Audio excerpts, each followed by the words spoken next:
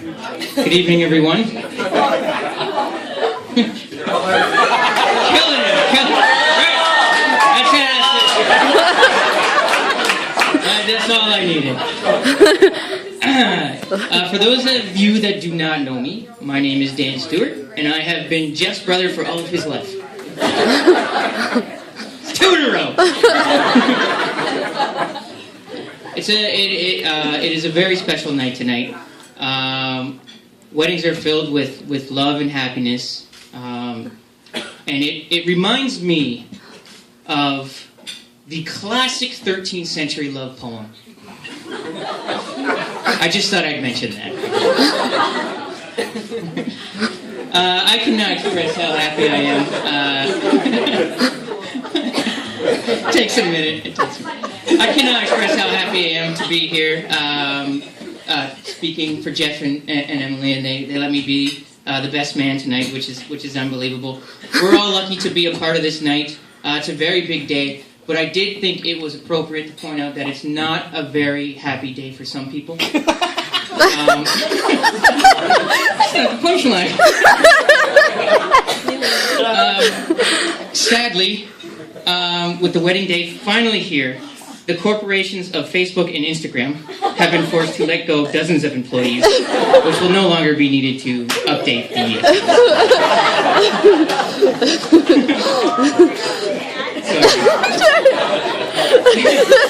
No. In all seriousness, though, Jeff and Emily should be very proud of this big night. They did a crazy amount of work. I said to my brother countless times, just tell me what to do, I'll help you with everything. He's like, Dan, Emily and I got it. And from like just the little lavenders in your napkins, they planned it all out, to the suits and to the beautiful bridesmaid dresses. And I thought I'd just take a minute. The bridesmaids are here. It's kind of weird, you can't see them, but let's all toast the bridesmaids.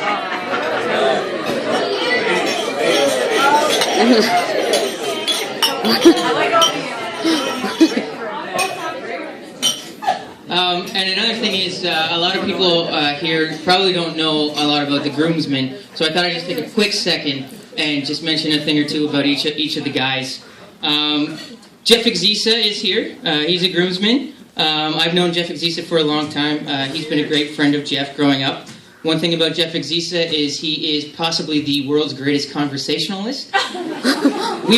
My brother, Jeff Exisa, and I had a drive up to Manitoulin Island. It was a 6-hour drive. Jeff Exisa talked the whole time. Jeff Stewart and I didn't even have a word, and and there was like 2 bathroom stops and a dinner. It was crazy. Spencer Grenville is here. Spencer is another one of Jeff's friends when they were younger. Fun fact, Spencer is a twin. He has a twin brother named Adam. But for whatever reason, just Spencer and Jeff remained close.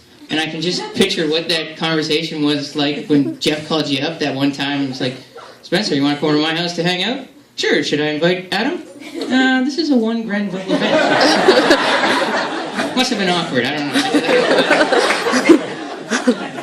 know. Mark Kovacs is here. Emily's brother. I've just kind of started to get to know Mark. He's a super great dude. And after today, it's like, I don't know what we're called. Like, you're my I don't know, brother-in-law's brother. Sounds kind of gangster.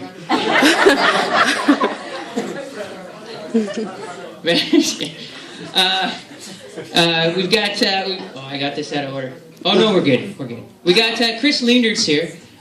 Chris is a big, giant dude. Another great buddy of Jeff's. Chris, I did think one time Chris was going to kill my brother and I.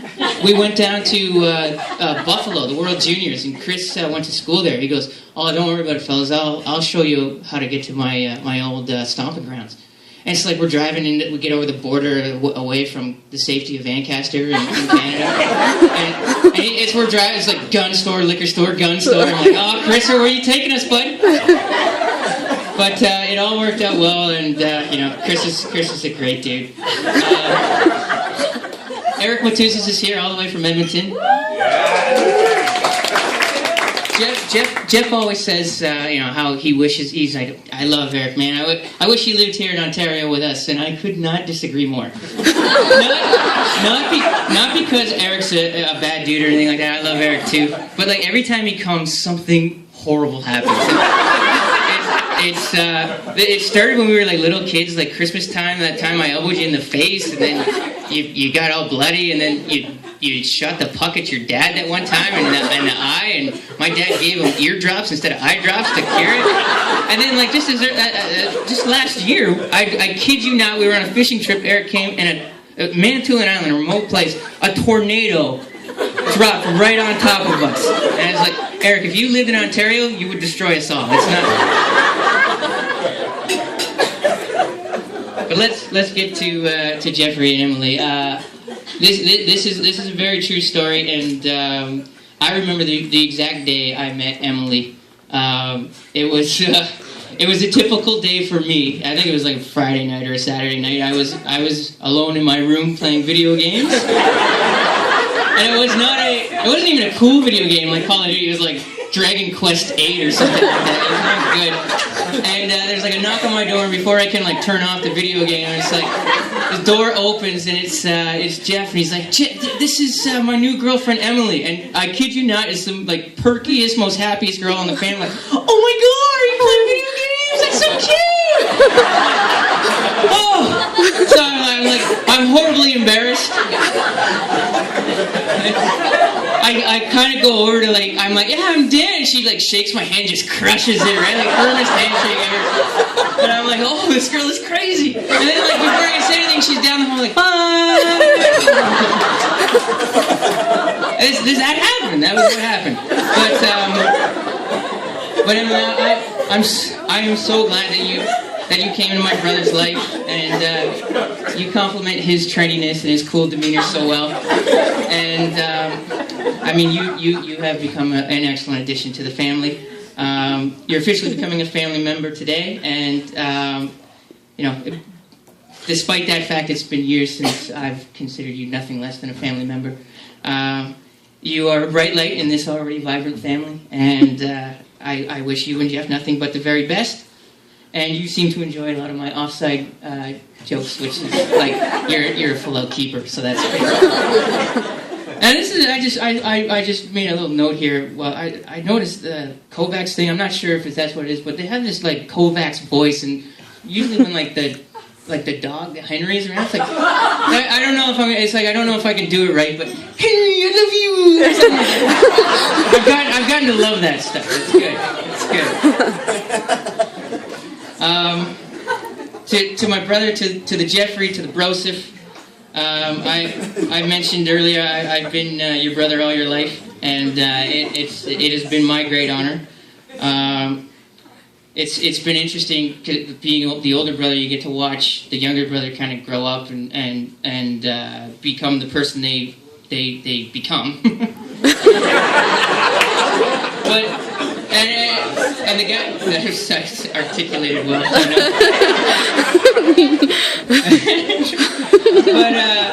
But everybody here knows that Jeff is very particular. He plans things out, and he's everything he does, like, it has a purpose, and he doesn't do things just off the cuff.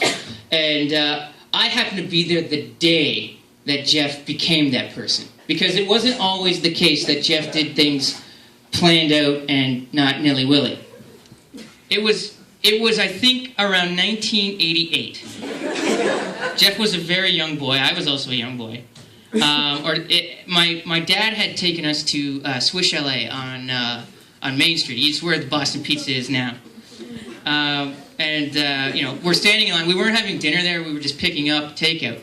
And it's 1988. So if you remember, there used to be these garbage cans where people would throw, like, on top of the garbage can there would be cigarette extinguishers filled with sand. Right? So we're standing in line. Jeff's like 6. And I'm like, okay, maybe, no, he's not 6. He's like 4. Well, what, in 1988? Yeah, okay, it's 1990. The year's not important. It's just they had those cigarette things on the cans. Jeff's really young. I'm also young. We're there at Swiss Chalet. we're waiting in line to pick up our food, and my dad, it's probably the end of the long day. Dad, you got like an 8-year-old and whatever Jeff is. Probably you're like, I'm waiting for your food. You're like, this is the worst day ever. Just eat my quarter chicken dinner and get the hell out of here. And I'm not really paying attention. My dad's not really paying attention. All of a sudden, Jeff comes over and he goes, Hey, Dad, what happens if somebody eats that sand in that? Now, what my dad should have said is, well, you could get sick, but you really don't want to eat that sand. But what my dad said was what a person says when they're waiting in line at Swiss Chalet with 2 little kids, and it's been a long day. He goes, Jeff, if you eat that sand, you're going to die. You're going to die. What my dad did not know was Jeff had already eaten the sand.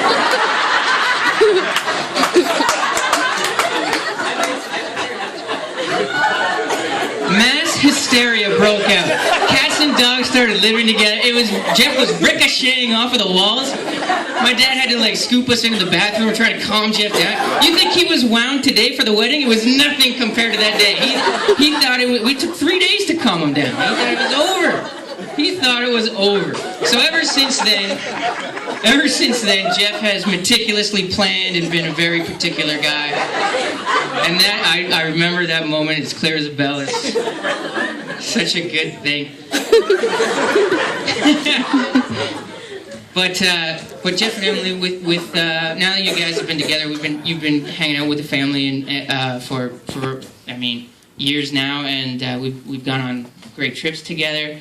And I always say to Wendy, and I've brought this up before, but it's so important, it's so cool that your brother's wife or whatever gets along with your wife and your family. But sometimes it doesn't always happen. And in this particular case, it's a home run. We're best friends and stuff like that.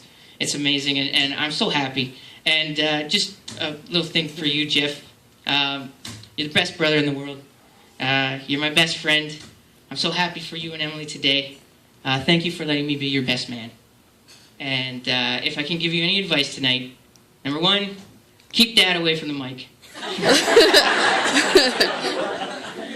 And enjoy this night together. I love you guys.